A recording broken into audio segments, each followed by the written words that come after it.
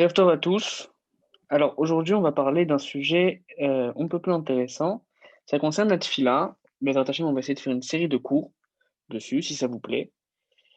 La tfila, c'est un adage dit que la tfila, c'est le moment où nous parlons à Dieu et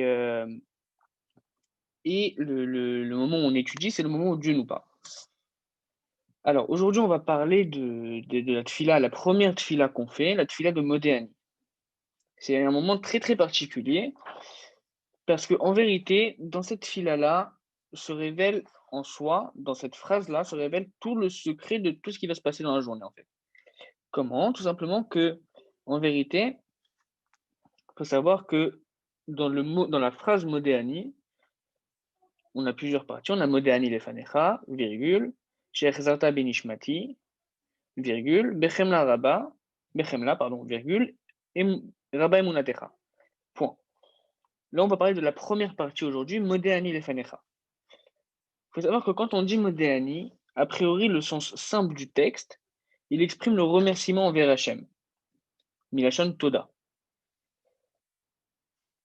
Sauf que, comme on le voit, le mot Toda,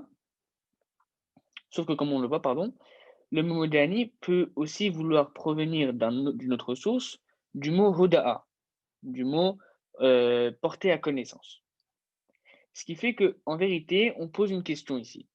Comment est-ce possible qu'Hachem, il attende quelque chose de nous, pardon. Nous sommes juste des êtres humains. On ne peut rien apporter à Hachem. Et si on dit que Modéani vient du mot Toda, qu'est-ce qu'Hachem il attend de nous? Et ici, on comprend du coup que Modéani ne vient pas forcément du mot Toda, mais il vient du mot Hoda'a, comme on l'a dit, qui signifie porter à connaissance. Et par ça, on comprend qu'avant même le début de la journée, avant même de prendre conscience de tout ce qui nous entoure, on signifie à Hachem qu'on est d'accord avec lui sur tout ce qui va se passer dans notre journée. Et ça, c'est ce qui concerne le mot Modéani. Pour le mot Lefanecha, c'est tout autre chose.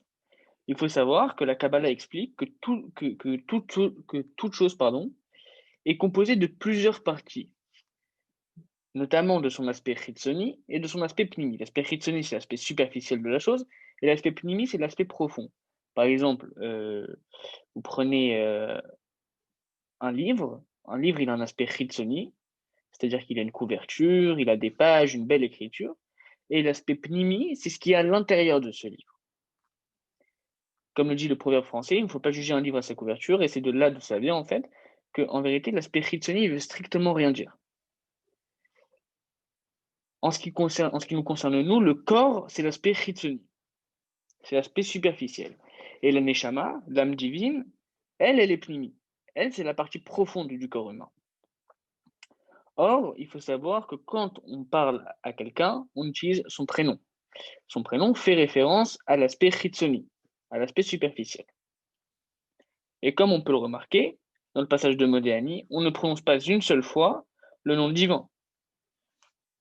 Et ça, c'est pour une raison halachique. Car la halakha dit que dès qu'on se réveille, on est plein d'impureté, étant donné que notre neshama remonte chez Hachem la nuit, qui nous laisse uniquement un soixantième de notre neshama pour pouvoir vivre, et que du coup, étant donné qu'il n'y a qu'un soixantième de pureté pure dans notre corps, la touma, l'impureté, peut vite nous contaminer, c'est ce qui se passe toutes les nuits.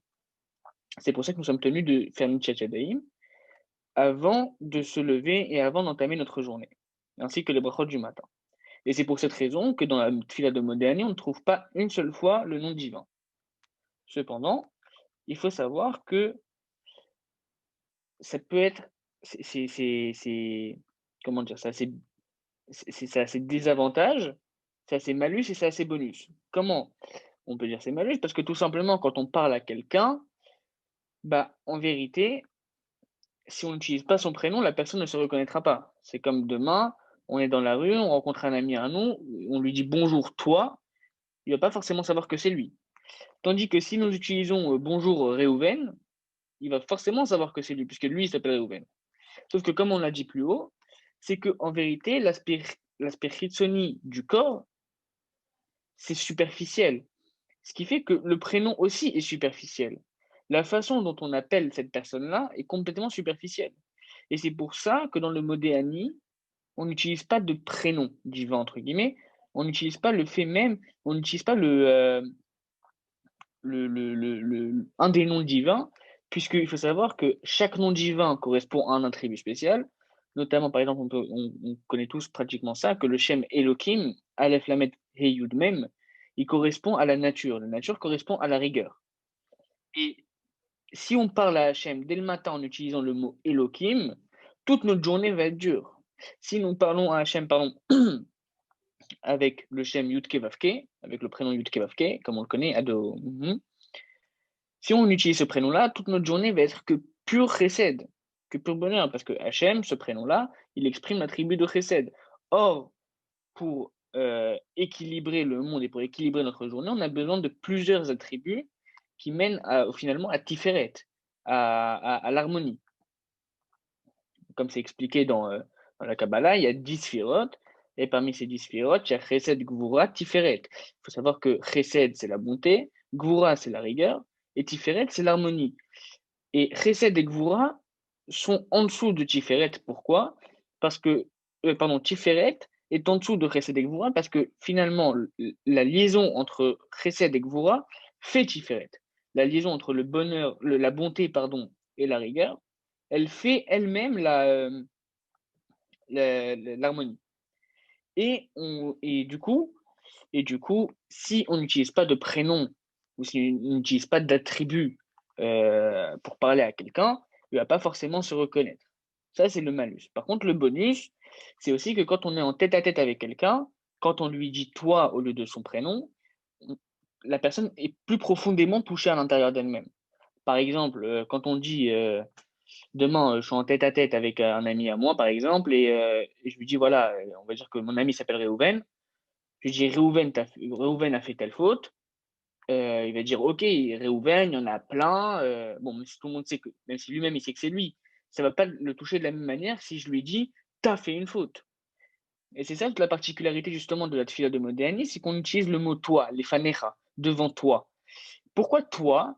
Parce qu'en vérité, ce toi-là, il permet de toucher Hachem dans son Etsem, dans l'aspect pnimi de Hachem. Parce que Hachem, lui aussi, il a un aspect Chetsoni, ce sont ses noms, il a un aspect superficiel, qui se dévoile à travers ses noms divins, et il a un aspect intérieur, profond, qui justement fait partie, pendant cet aspect profond-là, il a notre avantage, puisque on s'adresse ni à la rigueur, ni à la bonté, on s'adresse directement à Hachem lui-même, comme il est, sans se dévoiler.